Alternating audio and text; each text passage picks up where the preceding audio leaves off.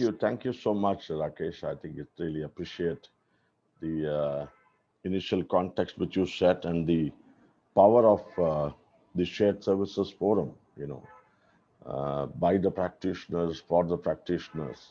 And I think we all have grown with this in the last 10 years of the shared services forum. I think in today's context, the thought process is really about what the kind of keynote I wanted to look at, as Rakesh was saying. So I will try and share the slides as well. Yeah, I think so. I hope it's visible. Yeah, so I think that's great.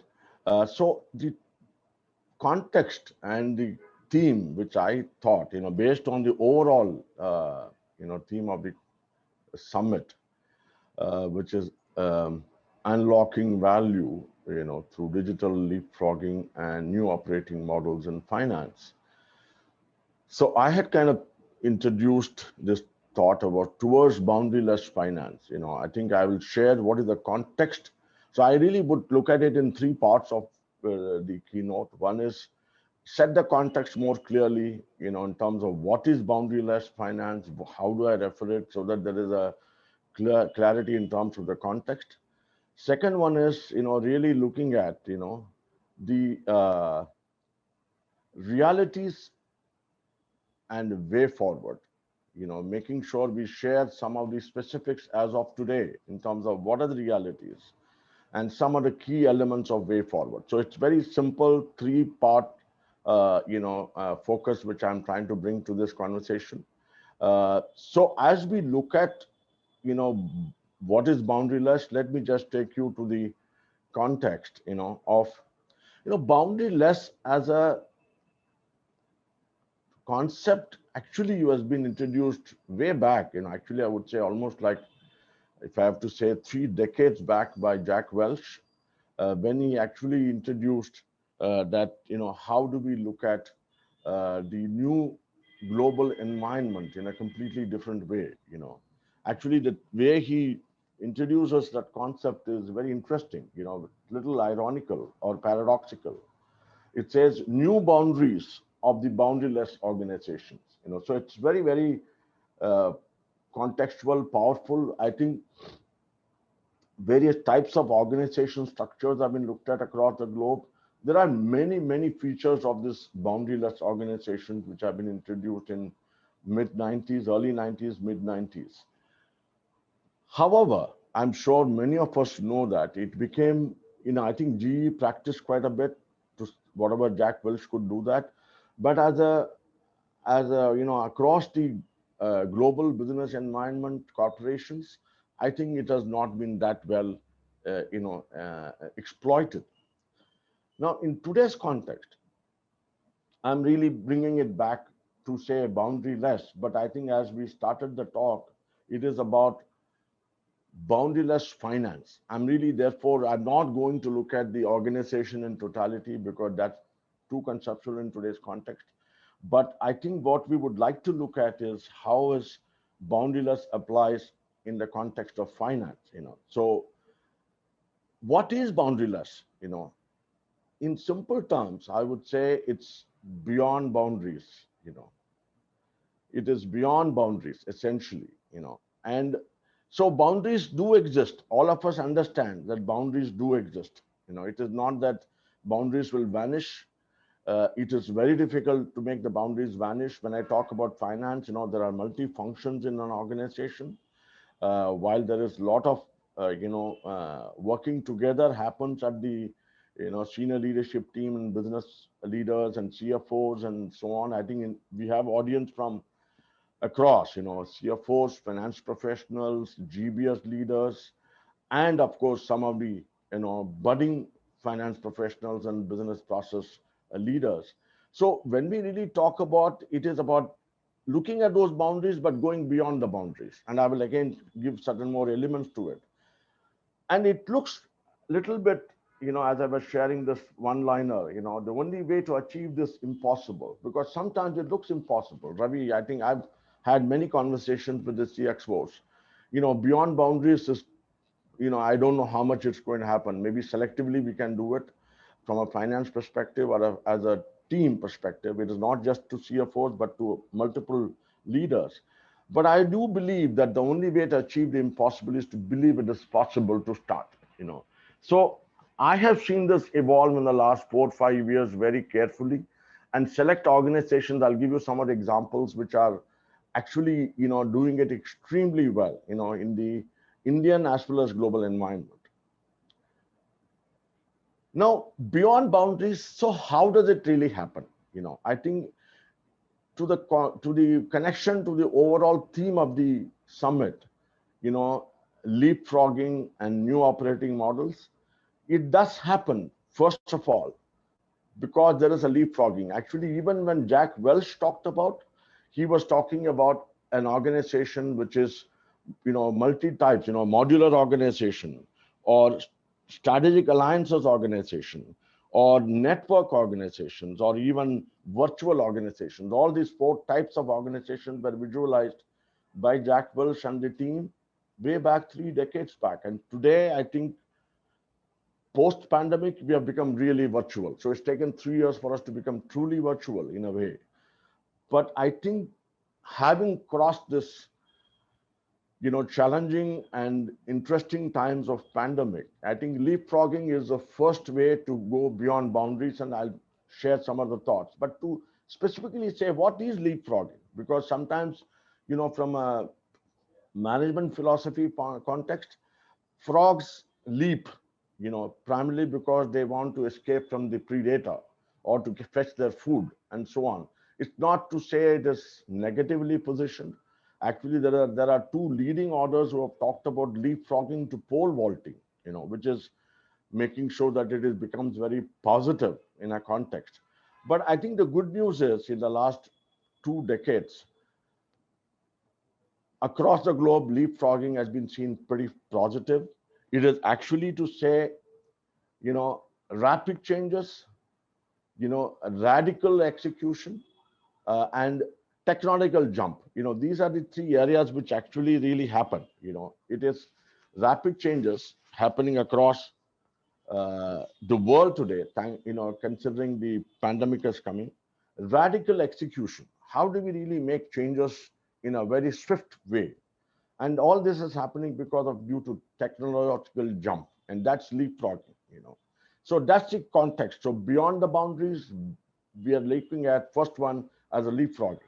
Now, so when we say beyond boundaries, what does it mean from a leapfrogging point of view? First, it's beyond RPA to combine data and digital.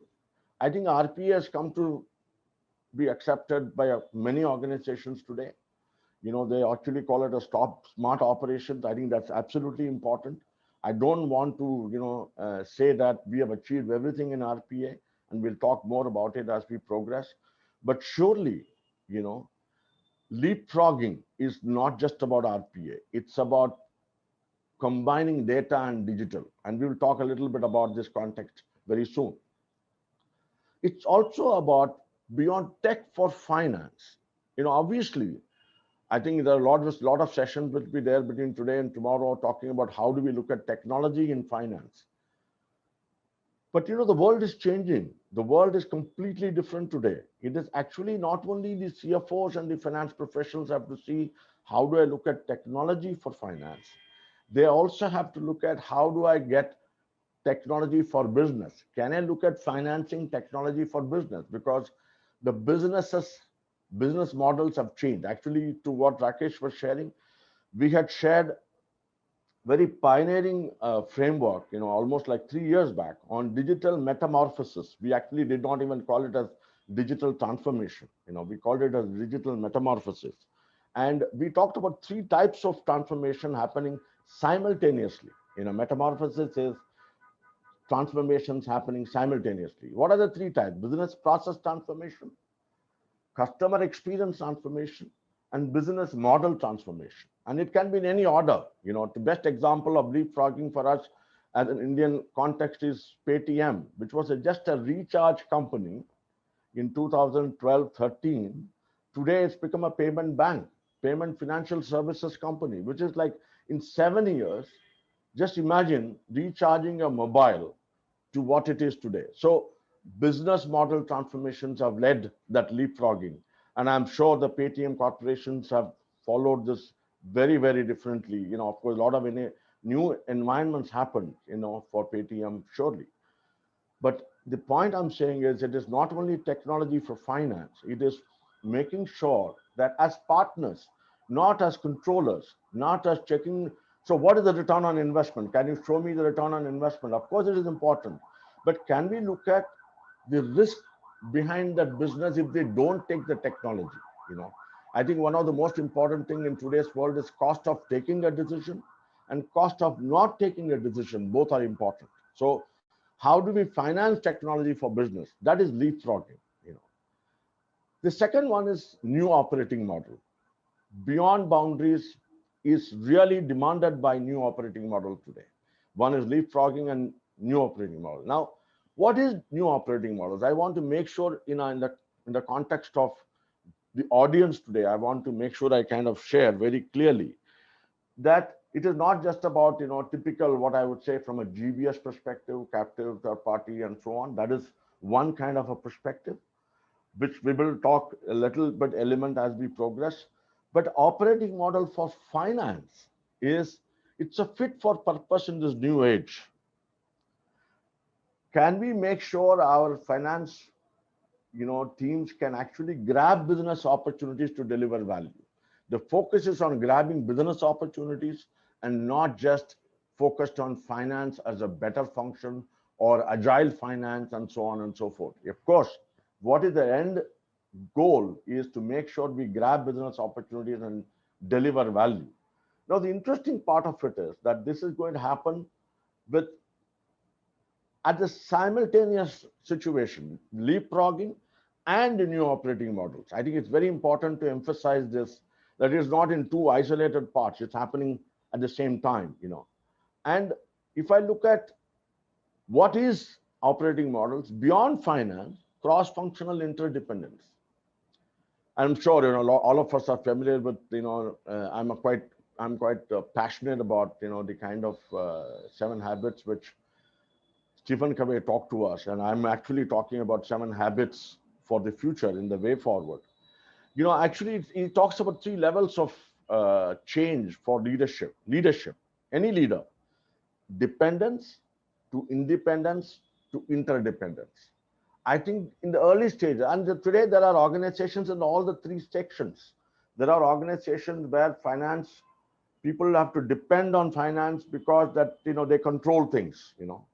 There are organizations which have become independent, and there are now what is required in the future is not just dependence or independence, it is interdependence. How does finance go across the organization, cross-functional? That's one of the most important things from a operating model for finance as overall function. And each of the professional, I would say this is all just to our professionals, colleagues who are there in this conversation today. The second one is beyond skill set to mindset. These are the 2 different things which will happen as we progress. So having set the context in terms of what is boundaryless, it is boundaryless as a finance, and we are looking at beyond boundaries in terms of this leapfrogging and new operating models. Now let's move on to the next area of focus. What are the realities? What are the new realities, in this context of beyond the boundaries or boundaryless finance? First one, we talked about combined data and digital. So what does it mean? The first one is finance, tech, and data partnership. It's interesting to see that we are not talking about finance and tech partnership. Data is strewn all over the organization. There are data which is financial data is not the only data. There are market data, there are predictive data, there are forecasting data, whole lot of information is available. How can we combine finance, technology, and data partnership is a new reality. It is not just about finance with data, technology with data. It is all the 3 working together. As I talked about, automation on RPA is even now important. It is not that it is going to be very simple, because we have seen people using our RPA or automation as band-aids. It is actually seen as a very, very end-to-end and focused area of transformation. So I still would like to emphasize, even today, the new reality exists on automation. The other big dimension is data visualization.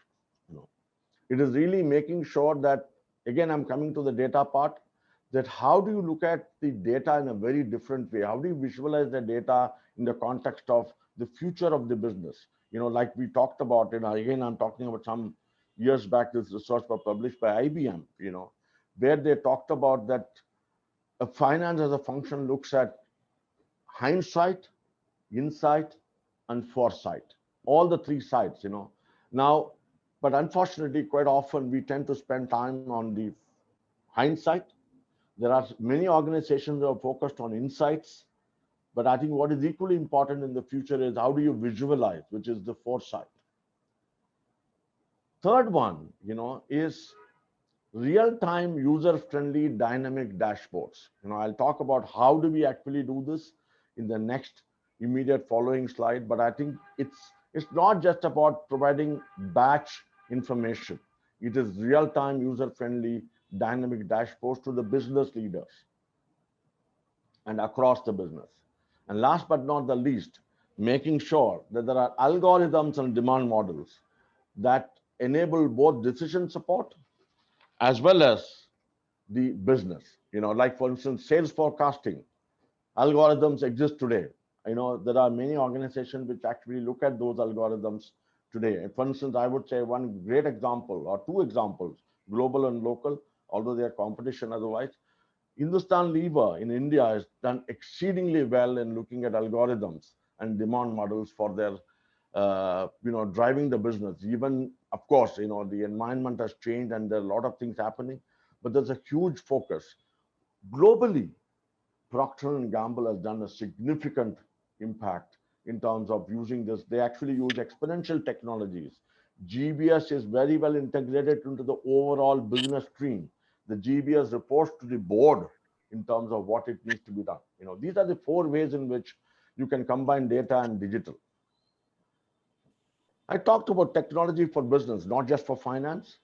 And digital is the new normal. I think there's a lot of talk about this new normal today and post-COVID pandemic. I personally feel like in some respects, personally, I would say, given the wave 2 which happened, it's actually new abnormal. I think April and May was really new abnormal for us. We never have faced such a situation ever in the past.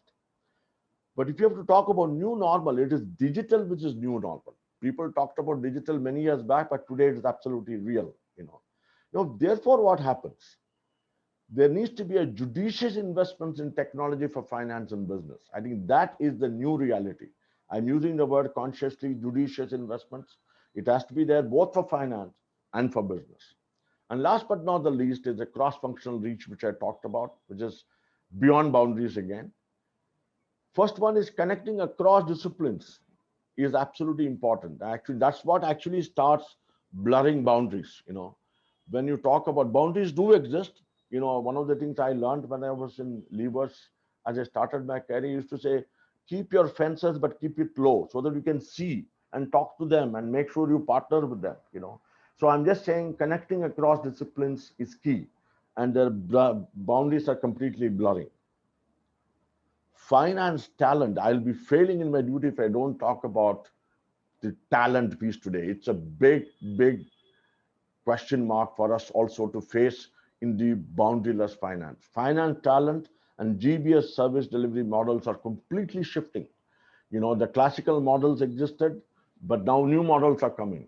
You have freelancers, gig workers, extension of business. There are multiple models which are happening, and that is absolutely very important. And finance talent, we'll talk about finance talent very specifically as we progress in the next couple of slides.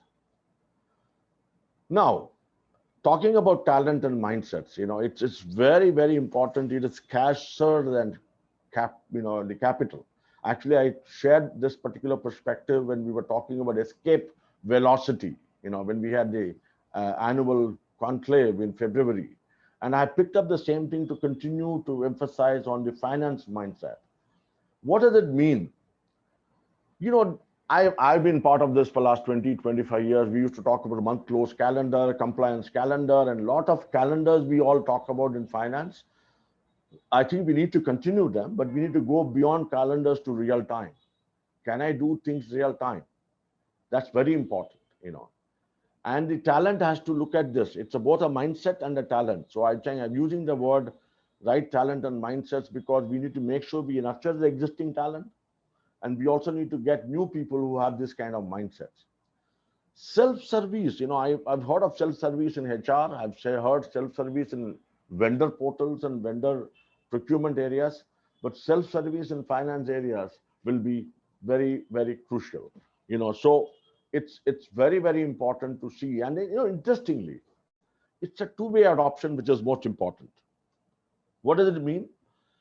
Can finance ensure data and dynamic dashboards on a self-service portal? Number one.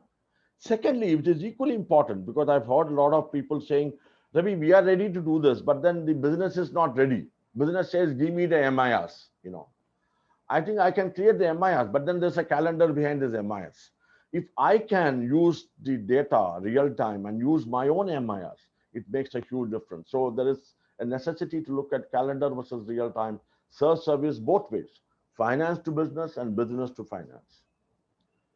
Scenario planning on tech impact. I think this is very, very crucial. I think, you know, one of the points I talked earlier also, that it is not just about investments. I think it's not just about investing or not investing. It's both. Can we have scenario planning on technology impact? I think we have scenario planning on sales. There are companies which do scenario planning on tech impact today. A lot of banking, financial services companies have done it, and a lot of companies, you know, I think we were talking, and I'm sure in today, tomorrow conversations that will come. Many people have said technology is my business, you know. So forget about you know, e-commerce. Technology is my business. So scenario planning and technology. These technology companies have started looking at scenario planning, how things evolve, what happens, and the finance talent has to lead the change for business. It's leading the change. It's driving the change. It is not managing or even anticipating. It is anticipating and leading the change. This is interesting. Compliance and control are very much part of our life, you know, whether it is from the bookkeeping days or today to the business partners. We cannot wish it away. We are the custodians in many ways. Having said that, what is most important from a new reality and talent mindset is moving from compliance to service. And I actually used to say a great GBS is the one which has got service with control. And the other one is control itself. Do you control or do you ensure competitive advantage? Actually, that's how I call it as C2S, C2C, you know, compliance to service, control to competitive advantage. MDM, I'm sure this is a very one important for all of us, both for finance, CFOs and teams, as well as GBS and, you know, people in the business process arena. But, you know, I know, and even my question is, how many masters do you manage?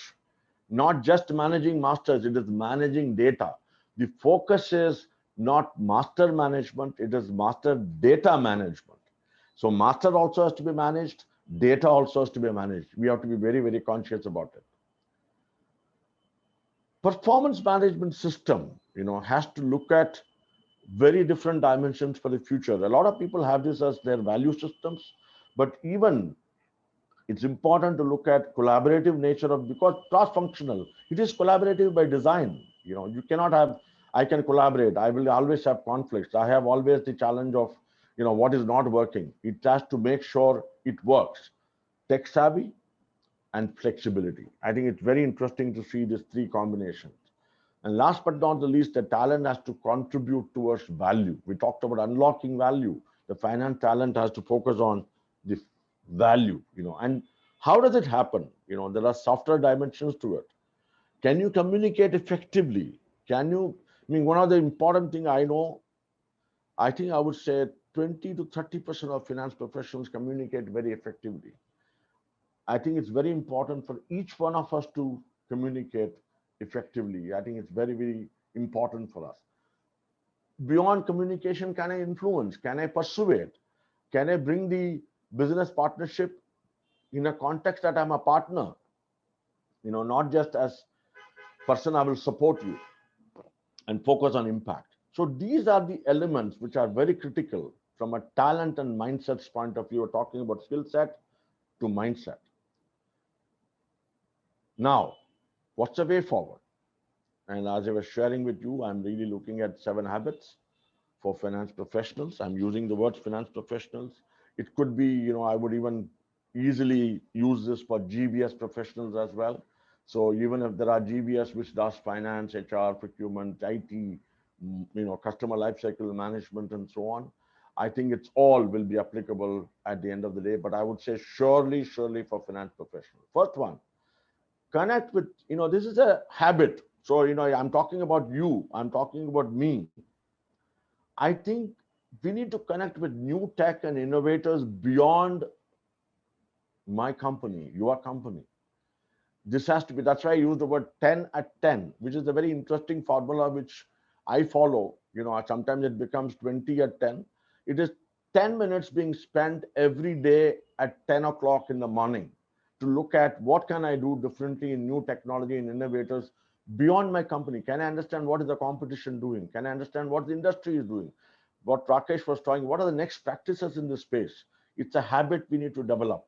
In a way, it's being proactive, but then it's not just being proactive, it's actually being innovative, going outside in rather than inside out. Behave like your customer.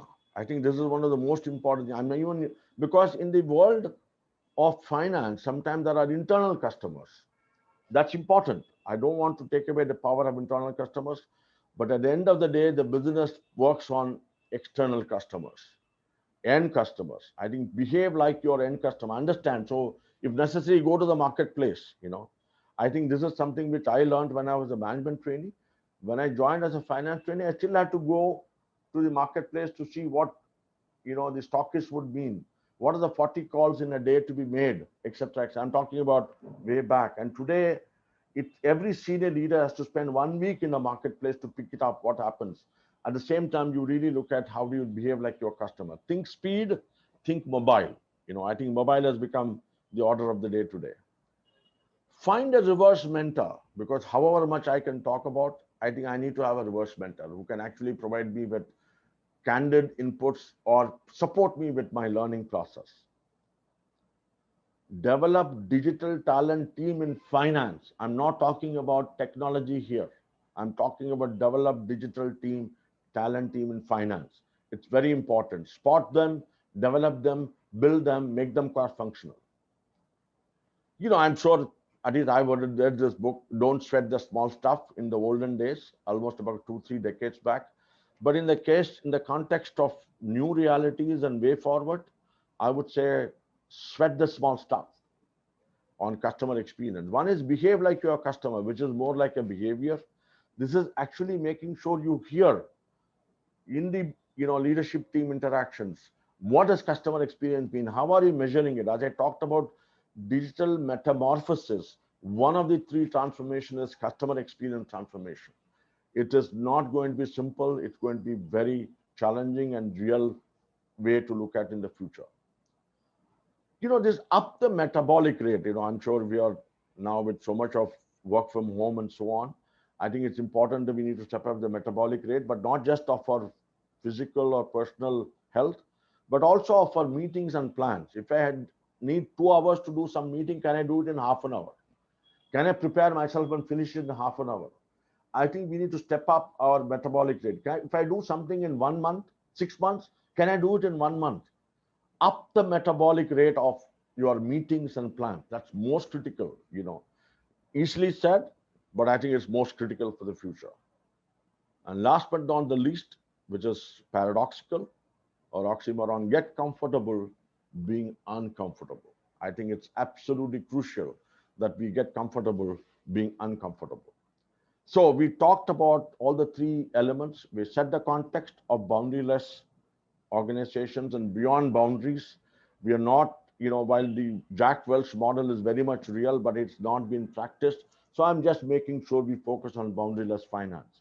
It happens through leapfrogging and new operating models. And there are areas which the finance professionals have to go beyond the existing boundaries. And some of the areas of realities and the way forward I've highlighted. To kind of conclude what I've wanted to share, I think the point of view would be boundaryless finance in the new normal. And I said the new normal is digital is new normal. Future is uncertain, I'm sure. I think unpredictable. I think uncertain is an understatement. It's unpredictable. Think probabilities and prepare for it. I think this is something which I tell myself, please, every single word which I've shared with you is applicable to me as a person. And I try to practice somewhat in the last 1.5 years of, or 17 months, 15 months of post COVID. I really started looking at some of these areas to a very different degree. Right people and technology and vision and culture. I'm sure a lot of people talk about vision and strategy, but given that a lot of strategies exist, people have strategies, but I think what is most critical is if you're combining people and technology, the vision and culture is what will make it happen. Last but not the least, keep the realities in focus. They are difficult. As I shared with you right at the beginning, it's impossible sometimes, but believe it is possible. And lead the change for the way forward. I think each one of you, at whatever level, I think CFOs are the best leaders who can actually set a role model. But I would say this could be applicable for a person who joins finance team today. He can or she can leapfrog, very, very quickly, And so to finish it, the best way to predict the future, if I can make an attempt to complete it with Peter Drucker, is actually to create it. So that's what I would really like to end with. And I really believe these next 2 days will be wonderful interaction. We have got lots of CFOs sharing their perspectives. We have GBS leaders, we have professionals across. And I think, Pallavi and Rakesh and the team, along with Sanjay and Anand, have packed it completely. And we also have, I think, Tanmay also on the panel at one point in time to share. I think Tanmay has been many of the practitioners have been part of this shared services forum to where it is today. And I really thank each one of them. And I really want to summarize to say, let's move towards boundaryless finance. I really was very cautious towards boundaryless finance for the future. I think now I hand it over back to